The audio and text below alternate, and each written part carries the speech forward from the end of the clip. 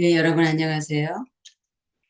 오늘은요, 우리 파주에 능이 4개나 있고요. 원이 2개가 있는데 그것이 2009년에 문화유산 세계 유네스코 등재가 되었거든요. 그래서 그런 것에 대해서 한번 알아보도록 하겠습니다.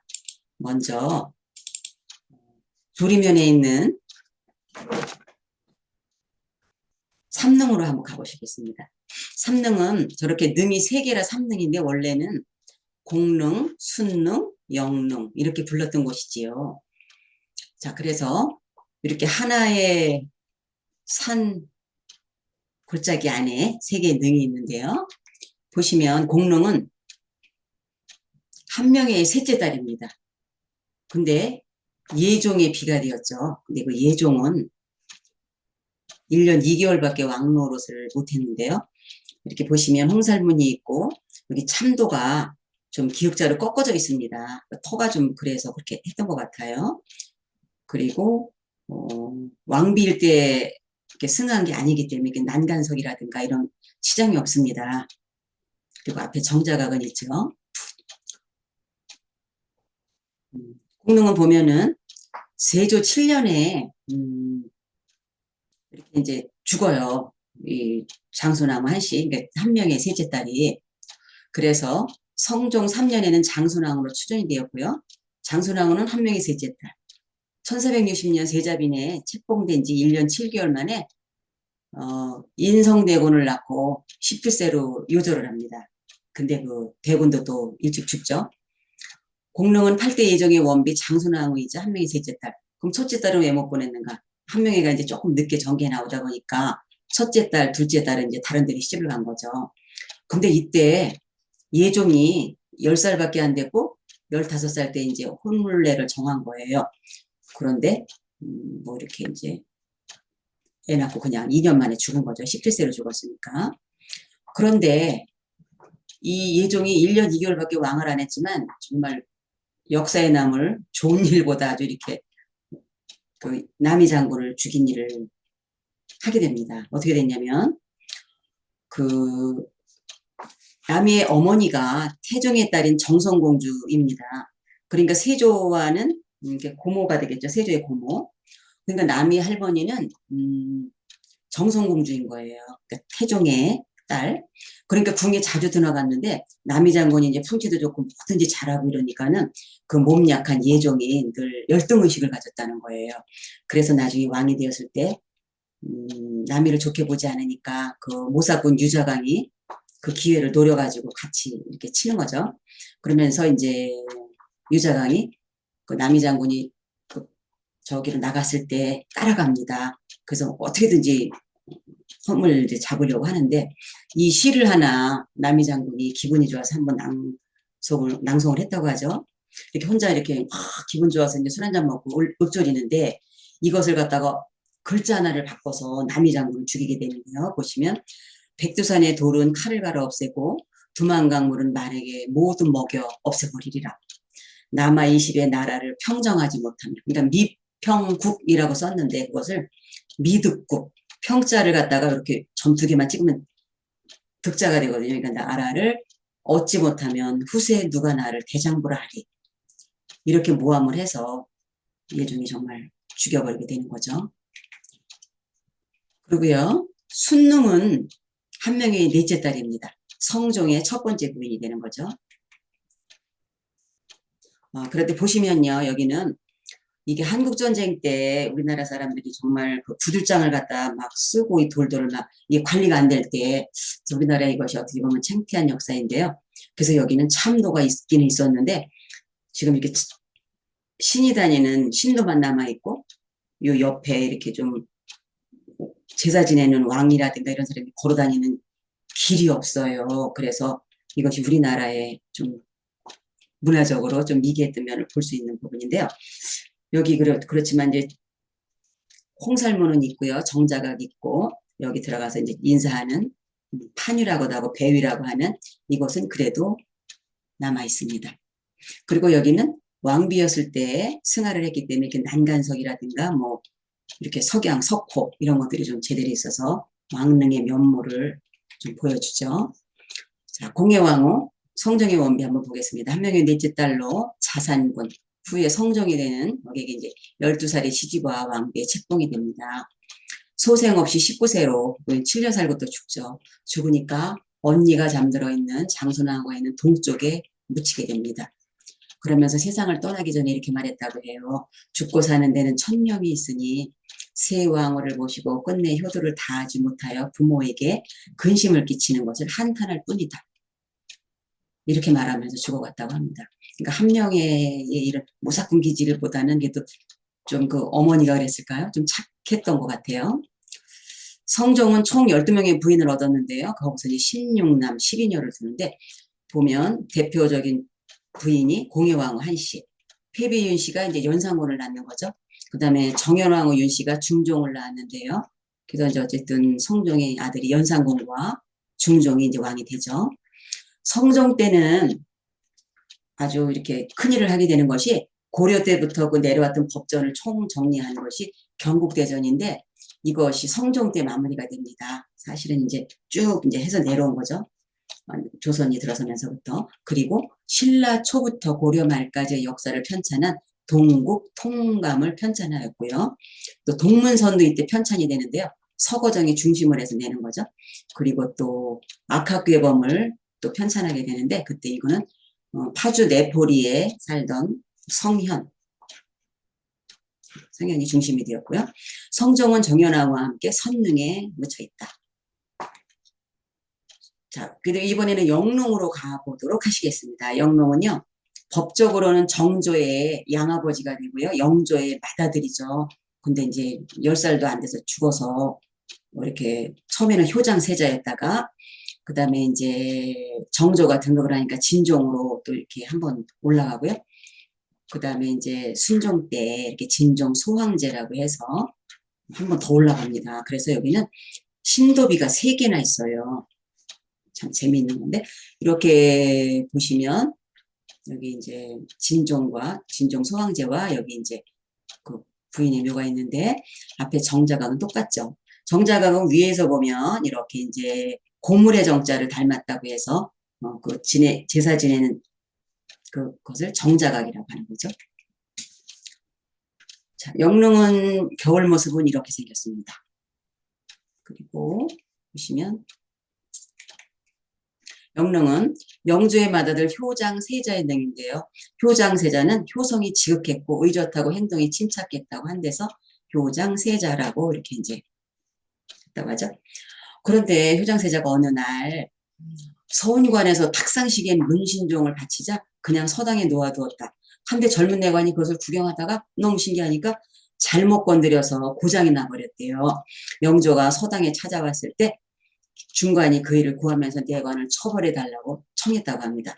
하지만 영조는 우연히 일어난 불상사이니 문책하지 말라고 하자 곁에 있던 세자가 빙그레 웃었대요. 효장세자가.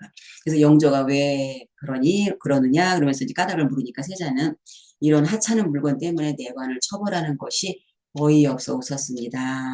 이제 하고 이렇게 마음이 참 덕스럽고 넓었다는 거죠. 그런 기록이 영조실록 20권에 전합니다. 효장세자가 10살 되던 해 세자가 11월에 갑자기 병석에 눕더니 그달 16일이 세상을 떠났어요. 근데 말에 의하면 이 영조의 그 반대파들이 무슨 이렇게 안 좋은 또 주술을 행했다는 얘기가 또 내려오기도 합니다. 그래서 나중 정조는 사도가 아닌 효장세자의 아들로 입적이 되어서 왕에 오르죠. 왜냐하면 영조가 죽였으니까 그 죄인의 아들이 어떻게 왕위를 이어받겠는가. 근데 이렇게 하는데 나중에 영조는 다 후회하죠. 그리고 그 부인 효순 소왕후는 12살에 가래를 올리고 14살에 세장을 떠나자 23년을 더 혼자 삽니다. 그러니까 합방도 못 해봤던 좀 더 가장 이 세계 능 중에서 어떻게 보면 가장 불쌍한 효순 소왕후죠. 37세로 세상을 떠나 이곳에 영릉에 함께 묻혀 있습니다. 들어가는 입구에 삼릉 제실이 있는데요. 여기는 말하자면 그 제사를 지내는 물건이라든가 이런 것들을 총 관리하는 곳이죠. 그런데 여기가 바로 어떻게 보면 이제 능참봉이 있었던 곳인데 이것이 이렇게 다른 데보다 제실이 크게 잘 보존되어 오는 이유는 그 영릉이 진종 소황제로 되면서 저기가 이제 건물이 잘 지어져서 그렇게 했다고 하죠. 자, 이것이 바로 이제 소령원의 모습인데요. 영조의 모친 최석빈의 묘소죠. 이 뒤에 사진이 바로 우리나라 그 유네스코에 등재됐을 때 우리나라에서는 가장 먼저 그 기신제를 지냈거든요. 고아는 고유제. 그때 근데 그렇게 비가 오더라고요. 그래서 저도 다니면서 이렇게 좀 안내를 해드렸던 적이 있는데 저렇게 우비들을 입고 소령원에서 내려오는 모습입니다.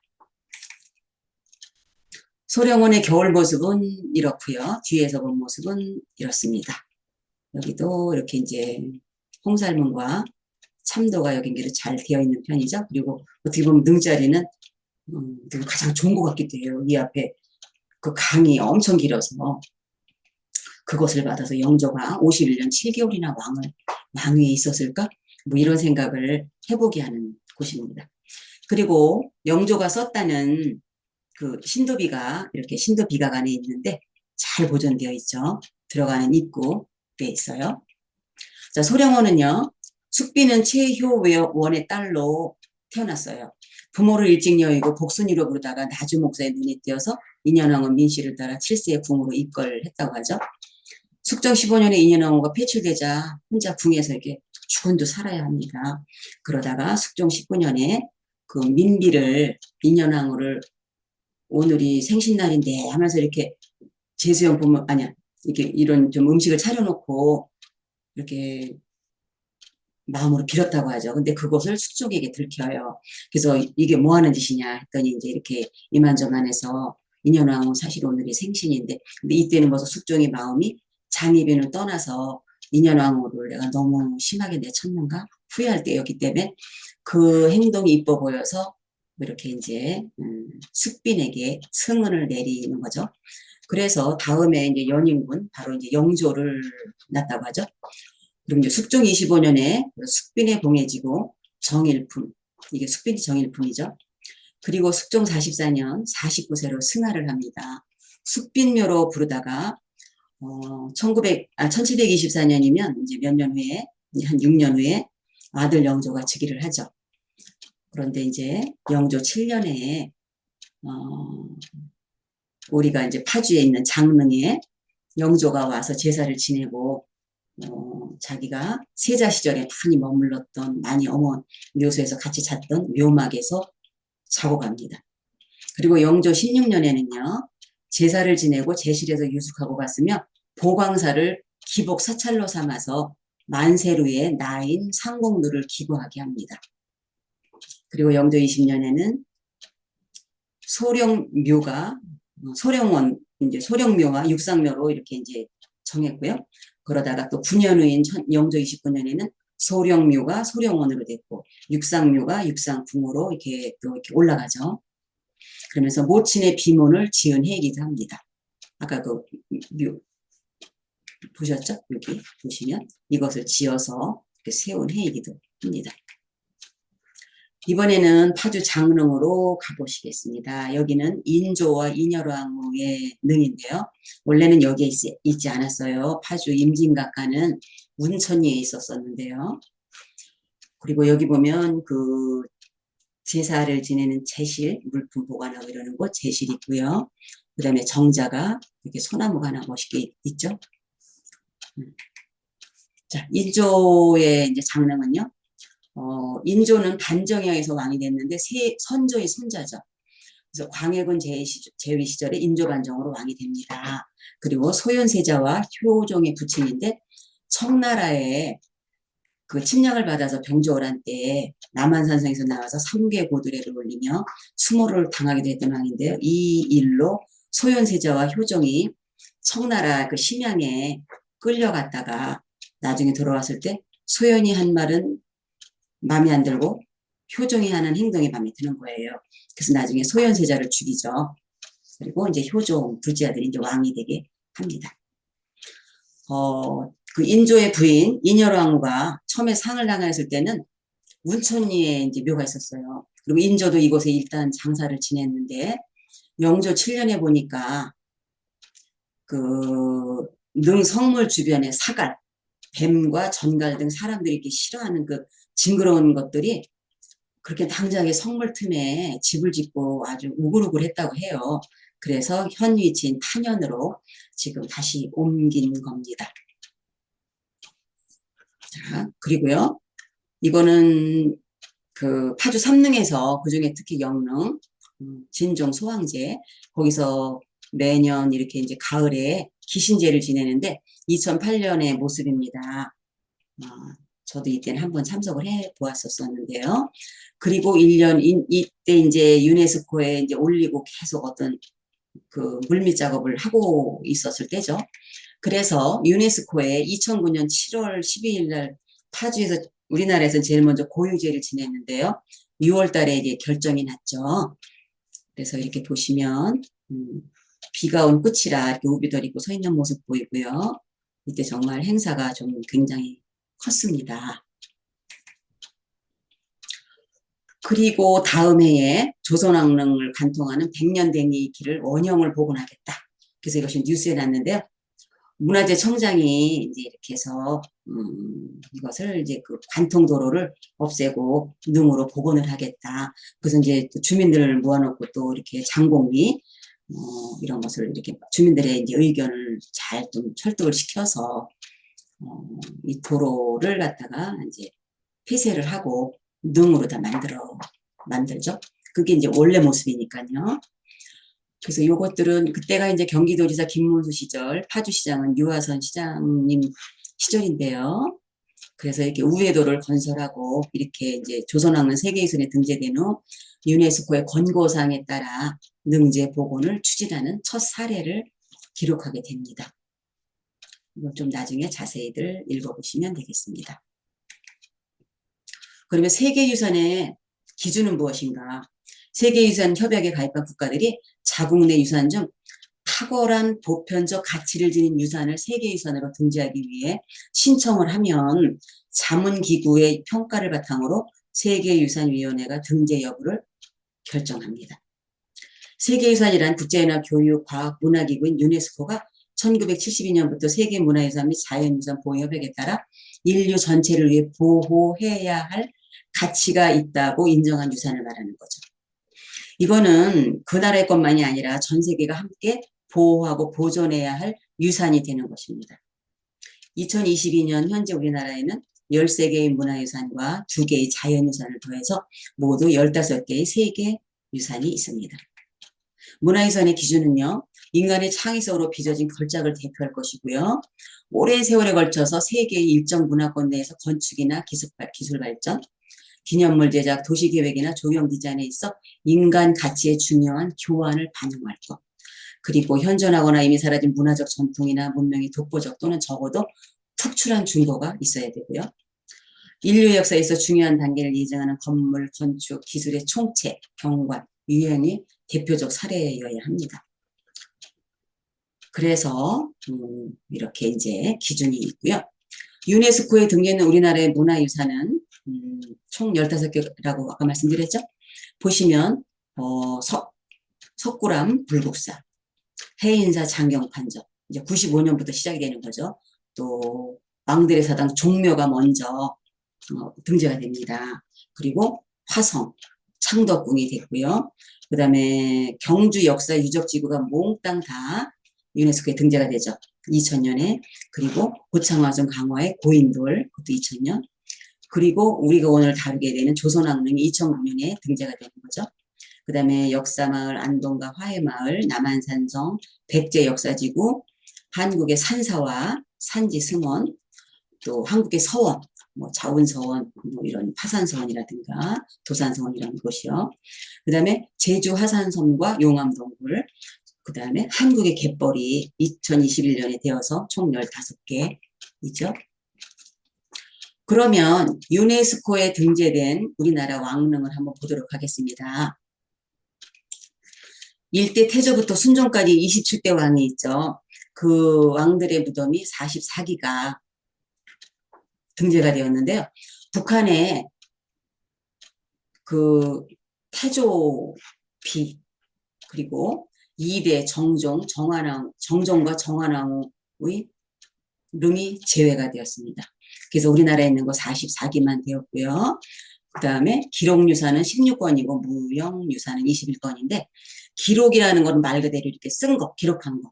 훈민정음이라든가 조선왕조실록, 직지심체, 승정원일기, 조선왕조이기, 해인사 대장경판, 동의보감, 일성록, 광주민주화운동 기록물, 난중일기, 새마을운동 기록물, KBS 이산가족 찾기 기록물, 이런 게 참 재미죠.